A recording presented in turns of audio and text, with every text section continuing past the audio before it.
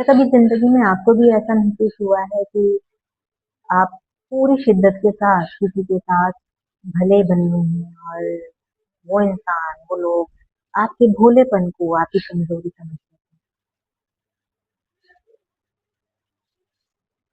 आपको लगता है कि आप चुप हैं क्योंकि आप शांत रहना चाहते हैं, पर लोग समझते हैं कि आप डर गए या आपको किसी चीज की जरूरत है, इसलिए आप कुछ कह नहीं रहे।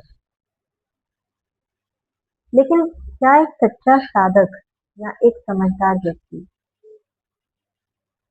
जब इस तरीके से चुप होता है तो कमजोर होता है? योगी मम्मी चैनल पर आप सभी का स्वागत है और फेर बदल के इस एपिसोड में हम 4 पंक्तियों के बारे में बात करने जा रहे हैं।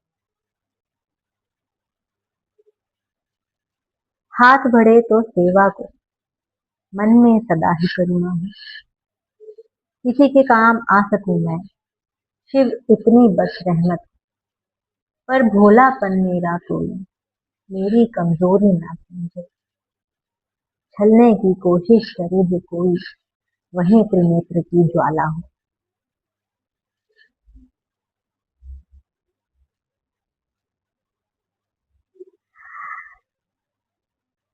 दोस्तों, इन पंक्तियों की पहली 2 लाइन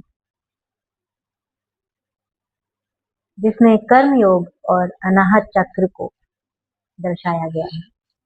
जब हम कहते हैं कि हाथ बढ़े तो सेवा को, ये केवल एक प्रार्थना नहीं है। यहाँ इंसान अपने अहंकार को मिटाने का सबसे बड़ा तरीका बता रहा है। फिर से ये मांग रहा है कि मैं किसी के काम आ सकूं। यही बात उसकी दिखाती है कि उसका दिल कितना शुद्ध है, कितना पवित्र है और उसके अंदर कितनी करुणा है, उसके अंदर कितना करुणा भाव है। अध्यात्म कभी ये नहीं कहता कि आप दुनिया से कट जाओ। अध्यात्म कहता है कि आप इतने सक्षम बनो कि दूसरों की मदद कर सको। लेकिन असली मोड़ कब आता है? अगली 2 पंक्तियों में, जहां पर एक सीख छुपी है।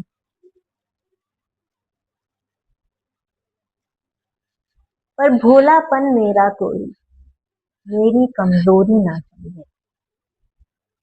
हमारी सबसे बड़ी गलती यही होती है कि हम सोचते हैं अहिंसा या शांति का मतलब अत्याचार या छल सहते रहना है। योग दर्शन में भगवान शिव के 2 रूप हैं।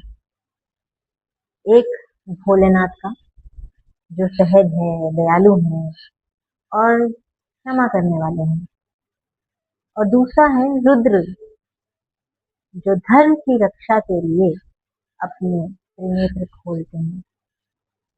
अगर आपका दिल भोलेनाथ जैसा निर्मल है तो याद रखिए आपके भीतर त्रिनेत्र की ज्वाला भी होनी चाहिए।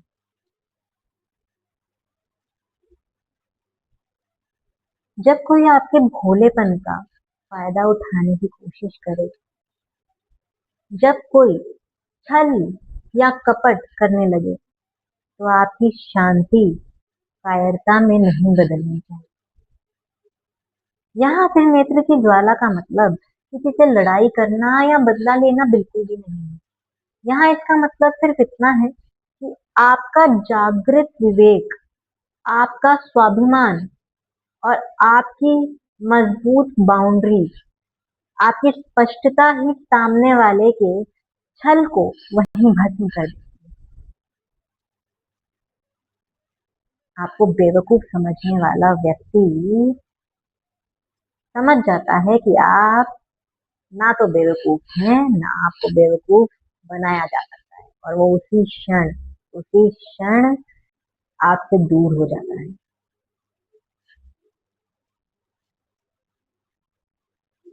तो इस पूरे संदेश का सार क्या है? सच्चा योग और अध्यात्म आपको कमजोर नहीं बनाता। वो ये कभी नहीं सिखाता कि आप चुप रह के डर का साथ दें या अपने डर को बचाए रखें। ये आपको संत और सैनिक दोनों एक साथ बनाना सिखाता है। दूसरों के लिए आपका दिल दया से भरा हो, लेकिन आपके स्वाभिमान की रक्षा के लिए आपके विचार अग्नि की तरह स्पष्ट और मजबूत। अगर आपको ये सोच और ये पंक्तियां अच्छी लगी, समझ में आई और दिल में कहीं पे घर कर गई, तो ये अपने उन सभी दोस्तों के साथ जरूर शेयर करें जो सीधे हैं, सच्चे हैं, सच का साथ देते हैं और सच के साथ रहना पसंद करते हैं।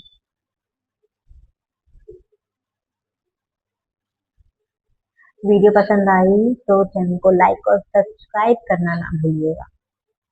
हरिओम।